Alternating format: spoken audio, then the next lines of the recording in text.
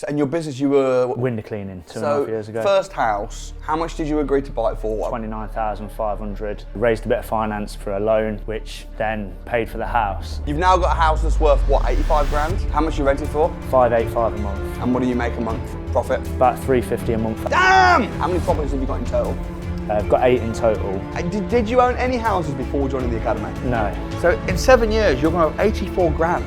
So you're talking from one deal, I could have sold it and made 3 grand, but I've made 210 grand. So the government and the banks are printing billions of pounds. If you can't get your hands on 29 grand, you need shooting. it was 152.5 grand purchase price. Currently cash flowing about 5k a month passive income. That's like financial freedom from one deal. So Scott, how does it feel to be a property millionaire? Oh, it's fantastic, yeah, it's amazing. I thought it's been a good journey. Now I'm here, it's better than I thought it'd be. So you started with nothing? Yep. Where did you grow up? In a council estate in Leicester called Monsell. And now not only you're a property millionaire, but you're also an author? Yep. The best version of you, what does that mean? So it just means, is starting from the bottom of like a personal development journey and then becoming the best version of you. So yeah, just getting the best out of yourself. So whether that's work-wise or personally or with your family, it's just getting the best version from yourself. Love that, man. So when you started in property, how did you finance your first deal? Because it was an incredible little peach of a house in Grimsby. Could you talk me through how you financed it and how you've now grown that first little small house into an empire? So yeah, I had no money at the start. So I found the deal and then I raised a bit of finance for a loan. Got 15k and then I got a joint venture partner in on it. And about a month before I was going to complete, they dropped out. But luckily at the time there was all this coronavirus stuff and it worked out really well for me because I got a loan through my business, which then paid for the house and paid for a bit of the refurb and got the money back on the refinance. And okay, so, and your business, what were you doing? Window cleaning. Okay, so you're window cleaning in Leicester. Yeah. You decide you want to build a property portfolio and become a property millionaire. Yeah. This was only, what, 2 years ago? About 2 years ago, 2.5 years ago. First house, how much did you agree to buy it for and what was the condition of the house? So it was run down, a lady had passed away, so it had not been refurbed in a long time, and the purchase price was 29,500. 29 grand, but you didn't have the money to buy it still? No, I still didn't have. You were skint, that's what we call skint, man. Yeah, broke. Yeah, I literally calling all my mates up when I got the deal accepted and was like, do you want to go off? So you got some money? And everyone was like, no. And then one of my mates was like, yeah. And then, like I say, he went to, a month before he went to buy his own house and was like, look, I need to put the money towards that. I can't do it no more. So I was like, shit, where am I going to get the rest of the money? But like I say, just having faith and persisting with it. The money came out of thin air and managed to buy it. And well, yeah, because you can get loans. Yeah. I mean, when people say to me, I can't afford to get into property, I'm like, you might not be able to afford it, but the government and the banks are printing billions of pounds. If you can't get your hands on 29 grand, you need shooting. Yeah, exactly. Come on. Yeah. So you got a loan? Yeah, definitely. How much interest did you have to pay on the loan? I don't know exactly. I think it's like 10%. Might Decent. not even be that. Yeah, it might even be less because at the time the interest rates were bottoming out. So yeah, but even 10%, that's quite a lot of money. Yeah. So if you're borrowing 29 grand, you have to pay 2,900 every year. Yeah. Back to the lender. So you buy it for 29 grand. Yeah. How much did you have to spend on it? About another 29 grand. So to be fair, because it was my first BRR, I made a few little mistakes on it, which I've learnt from and obviously won't do it in the future. And really it should have been about a 20k, early 20k refurb, but it was a bit more learn from your mistakes, move on. What we teach, as you know, is we teach start small. And every deal do bigger and bigger. Yeah. Because if you start on your first project and it's a piece of land and you're trying to build 10 houses and you don't know anything about property development, you've never done a refurb, you don't know how to handle project. No, because you'll make mistakes. Yeah. You'll always make mistakes on your first projects. I'd rather make mistakes on a 29 grand house than on a 2.9 million pound building site. So you started small. You obviously had the support and the mentoring of myself and the team. Yeah. You bought it for 29, you spent 29 grand on it. Once you'd refurbed it, and how did you get the money for the refurb? So I was literally working like 7 days a week. So I'd go like, I was doing the refurb myself as well, but I was like working 7 days a week. So I'd do window cleaning 4 days, which would bring me money in to pay for the refurb and then go up there for a few days. So yeah. So you just sort of like paid it out of dribs and drabs. Yeah. What you were saving and throwing your money in. I still had a little bit left for credit cards and stuff like that. So literally by the end of it, I was maxed out on everything: overdrafts, credit cards, loans. And I think if it had been like another month later of like getting finance and stuff, it would have been, I weren't far off thinking like, how am I going to pay next month's bills with like. But you now push the value up. Yeah, exactly. You've now got a house that's worth what, 85 grand? Yeah. So now, what did you do? Presumably refinance. Refinanced, yeah. Talk me through, what does it mean to buy a house, refurb it and refinance it? So obviously, yeah, you buy a house below market value, you refurb it to push up the value, and then you remortgage it for a lender, and they'll give you a mortgage 75% of the new value. So as long as you've added value to the property, you can pull all your money out sometimes. So did you get back all that savings, all that money that you'd saved up? Yeah. Did you get all that back? Most of it. I left like 5k in the deal, so yeah, pretty much all of it. So you went, and the loan that you took off of the business loan, did you have enough to pay that back? Yeah, I had enough to pay pretty much everything back. So basically you ended up buying a house for like 5 grand? Yeah. And you rented it out? Yeah. How much you rent it for? 585 a month. And what do you make a month profit? About 350 a month after all expenses on it. So that was the beginning of your empire? Yeah. When you refinanced and pulled the money back, what did you then do with that money that you'd refinanced? That money went towards buying a bed and breakfast in Cleethorpes, which is next to Grimsby. That's probably our best purchase so far. It was 152.5 grand purchase price. It's currently cash flowing positive about 5k a month passive income. Damn!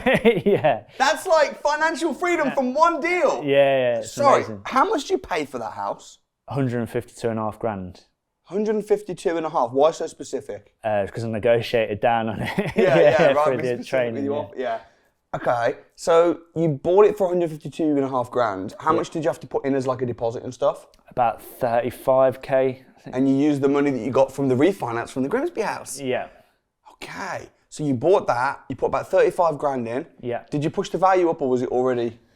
We've not actually like pushed the value up on that. So what we've done is just changed the not the model, but it's still a bed and breakfast model. We do it room by room. So I seen a video not long ago with Mo where he's done like a hotel sort of thing, and that's how we're doing that. So it's making 5 grand a month, like positive cash flow, but that's only 50% occupied because it's in the winter, it's in a seaside town. If we're getting in the summer and it gets to 100%, then it'd be 10 grand a month we're making from it. So yeah, it's a really good deal. But that's kind of the reason I wanted to get into BRRs, is because I know like your deal sourcing, your rent to rent's good cash flow. If you deal source and you sell a deal, you make 3 grand. Whereas like, say even the first deal we've just explained then, I've made 25 grand from the renovation. It makes 4 grand a month positive passive income. Over 25 years, 4 grand times 25, that's 100 grand. So then we're saying we've made 125 grand already. Within the 25 years as well, it's going to double. The price of the house is going to double. Very likely. So that's another 85 grand. So you're talking from one deal, that's 210 grand you've made. I could have sold it and made 3 grand, but I've made 210 grand. So that's kind of why I was like, right, BRR is the one for me. That's where I want to make all my money. Yeah. And then obviously you talk about the Cleethorpes one. If we're getting a commercial valuation on that, it's probably worth about 600k. I bought it for 150. So in 18 months' time, I could refinance, pull, triple my money out, and still making 5 grand a month. It's an amazing deal. What did you buy after Cleethorpes? I'm doing a lease option at the minute on 4 flats. So the refurb on that's been about 30k so far, and it's going to be another 30k to do the bottom flat. And how many properties have you got in total? I've got 8 in total, 8. Including the house we live in, yeah. And you're doing a combination of buying houses, pushing the value up, refinancing, that's buy, refurbish, refinance. Yeah. And then you're doing lease option agreements. Yeah. How are you finding lease option agreements? What is a lease option agreement? A lease option agreement is where you have an agreed purchase price in a certain amount of time. So for instance, like 5 years, and then you agree with the landlord a rent amount each month as well. So literally one I'm working on today, I'm speaking to a landlord, is 900 a month rent, and we're giving him 200 grand for the house, and that's what he wants, that's what it's on the market for. But in 7 years' time, and then in the meantime, what we're going to do is HMO it for about 500 a room. It's 5 beds, so we'll bring in about 2.5k, pay him his 900 a month, make the profit. then the profit will accumulate over time, and we'll buy the house with the profit that we've made. Oh, mate. I'm excited about what you've done, bro. Yeah, cheers, and you man. look amazing as well. Thank you. So, how did you do this? Like, what's the secret behind your success? Just hard work, determination, is having belief in yourself. I know from the academy, you get the knowledge, which gives you the belief. And then it was like the first deal. It's like, well, I've learnt this stuff now. I've got faith in Samuel, faith in the team. I'm just going to go out there and do it. Because there's a lot of time where like negative thoughts pop in and you're like, is this actually going to work? Is this house going to work? But just have faith, belief, hard work. With the academy and the training is like, the mindset it gives you as well is like incredible. Like nothing phases me now. I'll go out and I'll look at like even say £500,000 house and I'll be like, well, if it's good enough, how can I raise the money? Even like this week, we've raised 100 grand towards deals which are in my pipeline. And a few years ago, that would be like, I wouldn't have even thought of it or wouldn't even like think that's possible. Do you know what I mean? So yeah, it's crazy. And also you've successfully done deal sourcing. You've also done rent to rents. Yeah. You had a nice rent to rent, which you decided when COVID happened to give the keys back to. But how much were you making on that? 600 a month profit. And where was it? In Leicester. And then you've also deal selling, like are you like one of these guys, I can imagine, are you like a passive deal seller? So if you find something that doesn't quite work for you, but it's still a good deal, you'll just pass it on to somebody else and take a few grand? Yeah, exactly, yeah. Right. I'm compliant, I've got a company and everything, and it's one of them where like, if I stumble across something that doesn't quite fit what I do, let's see if... You'll make a few thousand. Yeah. But a lot of people though, Scott, they will flush deals down the drain because they don't understand deal selling. So they'll go out, they'll view a couple properties. It's like waiting for a bus. You're waiting for a bus and you'll be waiting half an hour and then suddenly 3 buses come at once and you're like, where were you when I needed you? I've found in my experience that when you're looking for a deal, you're like 3 months, you're waiting and you're waiting. And then suddenly 2, 3, 4 deals all come at once. And most people will take the best and leave the others. Why not take the best and sell the others? Yeah, exactly. Or raise finance? Yeah, true. That's it. That's what I'm kind of getting now is like, I'm edging more towards raising the finance because I've got the deals, I've got the evidence to back it up that I can do what I'm saying I'm doing. I've got the cash flow coming in. When it's like raising finance, it's like, well, it just makes sense because I could sell the deal and make 3 grand, or I could buy the deal and make 200 grand. Like, yeah. Do you know what I mean? I'm thinking, let's just raise the finance. But then there is also the argument of fast pound, slow pound. Yeah, exactly. Because buy, refurbish, refinance is slow. Yeah. And if you ain't got cash coming in, then you run out of oxygen, your business. Yeah. So you need to sell some deals. And you've got your window cleaning, of course, which is fast pound. You've now got your serviced accommodation, your hotel, everything you've got. Also, your book. How much are you selling this for? $7.99. That's selling for. That's good, man. Yeah. From a real life experience of somebody that started doing nothing. Yeah, exactly. And is it on Amazon? It's on Amazon. Scott Lyons. Yeah. Be the best for yourself. Get it on Amazon. Get it. So how did you get the money to even join the academy? Because you say you started with nothing, council estate, yada, yada. How did you join the academy? The academy is a big investment, bro. So the first couple of grand I had in, one of them like help to buy ISA things. Those terrible scams, yeah. Yeah. So I joined like a course that was a couple of grand, and then in the meantime, I was like, I need to join the academy. So basically I just made it happen. So yeah, credit cards, overdrafts, put me into a minus, but now obviously it's catapulted me on my property journey and made me a property millionaire within a few years. So what did your family, girlfriend, what did they think when you went into debt and joined the academy? Yeah, well, I didn't really tell anyone at the time. It was like, have I made the right decision? I've spent a lot of money. And then obviously as I started doing more deals, it's like, oh yeah, I did pay X amount for the training. And then everyone's like, well, it's worth it. Look at what you're doing. Look at like how far ahead you are of everyone else that's like where you was a few years ago. Sometimes you have to be careful who you speak to, because rather than telling everyone what you're going to do, because they'll just sometimes hold you back, poo-poo your dreams. Yeah. You just need to go do it.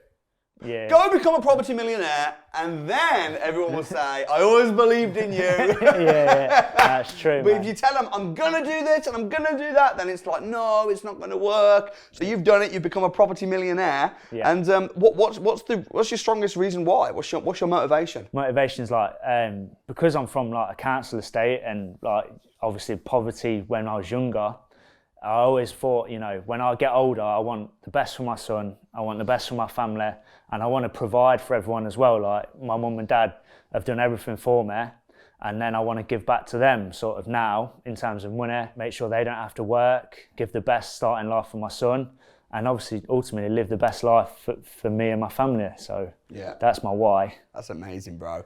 What advice would you give then to someone starting out in property, wanting to become a property millionaire, starting from nothing? What would you say? My advice would be get educated. So invest in yourself, like you say numerous times, invest in yourself because you're the best asset you can invest in. Property is the second best. So invest in yourself, invest in your training, surround yourself with the right people. Just everything what the academy brings is like, it changes your mindset. It gets you to hang around successful people. Just invest in yourself. I think when I first joined the academy, I had no deals, and I hear everyone talk about deals. I'm like, shit, I've got to start doing what they're doing, or I'm going to be left behind. And so it kind of forces you into getting deals, and you're thinking, well, if they can do it, I can do it. And that's what I would say to everyone as well, is like, if I can do it, then you can do it, because I've started from nothing. I've built it up. I've got to where I am now, and 100%. Anyone can do it. Because I can remember for ages you were just the Grimsby boy. You know, you're this one Grimsby act. I remember I keep calling you out. I'm like, dude, you need some more deals. You can't just, you know, just keep celebrating that one little house you've done. Come on, and now you've gone on to become a property millionaire. You got. Did you own any houses before joining the academy? No. You didn't own any houses? Nothing, no. Damn, bro. Yeah, damn. That's it. That's so cool. How do you manage with these bigger projects? How do you manage builders? Because with buy, refurbish, refinance, that's one of the trickiest part, knowing how much the refurb's going to be, finding the builders, managing them. How do you do that? Yeah, so that's kind of what the first house, why I worked on it a lot myself, so I had an idea of what the costs were and how long it would take and stuff like that. But with managing builders, I'd say obviously have stage payments. Don't pay them too much up front, and just keep on top of them. Just make sure you're checking the job regularly. At least I do mine probably at least worst case once every 2 weeks, but I like to be up there once a week just to make sure that it's going as it should, that I'm paying for something that has been done rather than they've said it's been done. Plenty of phone calls, plenty of communication, make sure the payments are, I always make sure that I pay them properly as well. Like, you know, if it has been done right, pay them properly on time. Yes. Reward them. Yeah, exactly. And do what you said you were going to do. Yeah. If you want the builders to do what they said they were going to do, then you have to do what you said you were going to do. Rather than just trying to be like, how can I find a good builder? No. How can I be a good client to a builder? Yeah. Because there's two ways. Yeah. Right? I also know, not because we've spoken about this, but I just know, for you to have become a property millionaire from nothing, from zero to property millionaire in the short space of time you've had, using buy, refurbish, refinance, you will have had some freaking nightmares. Oh, yeah. Because property is hard. Yeah. And buy, refurbish, refinance is hard. Refinancing, dealing with lenders and builders and buying properties is hard. It takes forever to buy a house. I've had sites where I'm trying to get planning permission for like 3 years. Refinances, title deeds. So talk to me a little bit about patience within the business.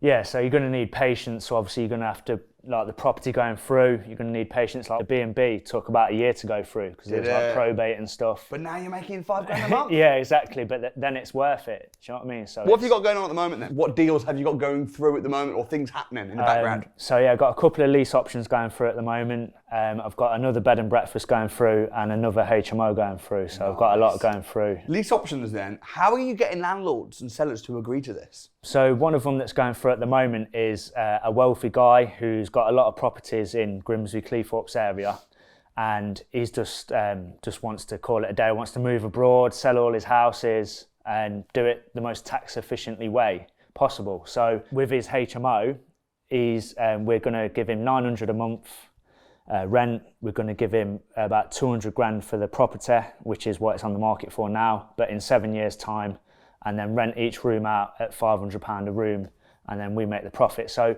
basically what we said to him is like, look, we'll take the property off your hands. You're going to have a sale down the line, so you've not got to worry about anything, and then you can just move abroad whenever you want, and you know that this house is taken care of. And then obviously we've kind of sold it as like, any more properties that you want to give us, like we'll make sure that we'll do a good job so that you're happy, and then any other properties that you think would match that sort of criteria that we're giving you, then we can do that further down the line as well. And where is that property? It's in Cleethorpes. Wow. Will you get 500 quid a room in Cleethorpes? Yeah, it's about 110, 120 a week. So yeah. It's a cheap area, bro. It is cheap. How much have you agreed to buy it for in 7 years? 200? 200, yeah. So how much profit will you make if you're paying him 900? Yeah. And then you're renting out room by room? How many rooms? 5. 5. Yeah. You're going to have to get a license and everything? It's already got one. So how much profit will you make a month? So we've said conservatively about $1,000 a month because we're going to manage it ourselves. If you're getting $1,000 a month for 7 years, yeah, that's 12 grand a year times 7. That's 84 grand. Yeah. So in 7 years, you're going to have 84 grand. Yeah, and a property which should have gone up a lot in value. Yeah. And then you can use the 84 grand as, you can use part of that money as a deposit. Yeah.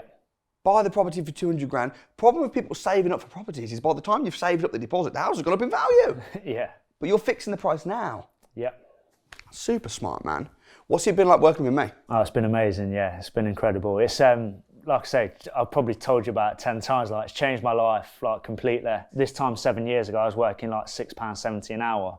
And now we're talking about, I'll do a deal and make 200 grand in a day. Do you know what I mean? It's crazy. Like if I'd knew what I knew now, then I'd have done it years ago. But yeah, well, mate, you've done extremely well. What do you want to be remembered for? That's a good question. I just want to be remembered for giving back to people. So, like I say, I want to elevate people up. So, like, I think a lot of it at the minute in, say, like your council estates or deprived areas is people feel trapped. So just to let them know that, you know, saving the book, it's just to, look, there's an idea for you, £8, go and buy it, see if it changes something. Just one little thing can change your life. So hopefully me showing people it can be done, just elevating people up really is. Adam Brock is from a council estate. Yeah. What did you think of him winning the eviction? I think he's a nice guy. I really like Adam, so I'm happy for him, and yeah, I think he's a great guy. What was your experience of that month in the eviction? It was grueling, yeah. I mean, obviously I'm disappointed I went out when I did. I think you went out too early. Yeah, thank you. But no, like I've gone into it and I've came out a better person, so it was worth it to me. Do you believe anybody can be a property millionaire? Yes and no. So if you have the determination and hard work and you invest in yourself and you get the mindset, then yeah.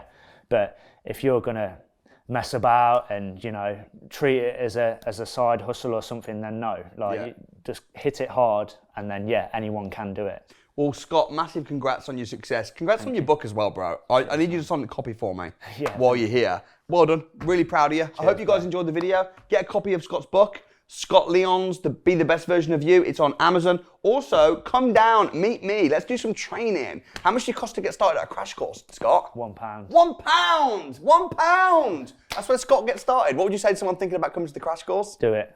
100% do it. It'll change everything. £1, change your financial life forever. I'll leave a link in the description. Come meet me. Find the city nearest to yourself. If dates are available, they sell out fast, so get booked on now. And we will see you next time.